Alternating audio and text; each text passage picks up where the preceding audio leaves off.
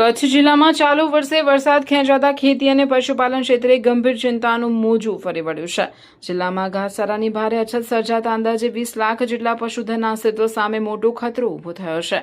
આ કપરી પરિસ્થિતિને ધ્યાનમાં રાખીને કચ્છ જિલ્લા સરપંચ સંગઠન દ્વારા જિલ્લા કલેક્ટરને આવેદનપત્ર પાઠવી તાત્કાલિક અસરથી ઘાસચારો ફાળવવાની માંગ કરવામાં આવી છે।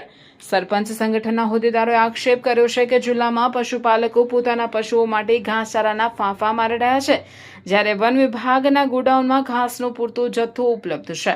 જરૂરિયાતના સમયે આ જથ્થો પશુપાલકો સુધી ન પહોંચતા પશુધન ભૂખમરાનો સામનો કરી રહ્યું છે। આવેદનપત્રમાં વધુમાં જણાવાયું છે કે જિલ્લાના પશુપાલકો માટે હાલમાં ઘાસચારો મેળવવો અત્યંત મુશ્કેલ બની ગયો છે।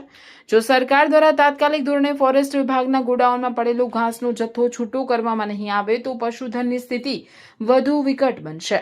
કચ્છ જિલ્લા સરપંચ સંગઠને સરકાર અને વહીવટી તંત્રને અપીલ કરી છે કે પશુપાલકોની ગંભીર સ્થિતિને ધ્યાને રાખીને માનવીય અભિગમ અપનાવવો જોઈએ અને તાત્કાલિક અસરથી સસ્તા દરે અથવા સહાય રૂપે પશુઓ માટે ઘાસચારાનો જથ્થો તાત્કાલિક જાહેર કરવામાં આવે।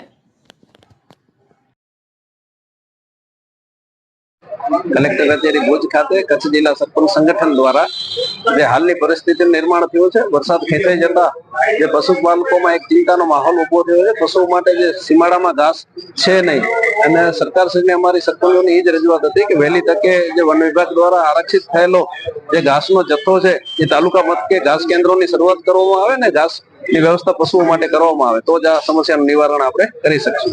ખાસ કરીને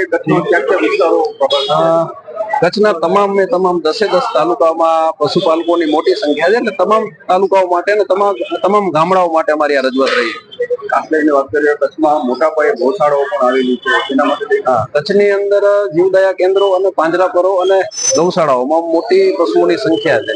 અમારી રજૂઆત સાથે સાથે એ પણ રહી હતી કે એ સંખ્યાને પણ ધ્યાનમાં રાખીને વૈકલ્પિક વ્યવસ્થા સરકારશ્રી દ્વારા તેઓ માટે પણ કરવામાં આવે।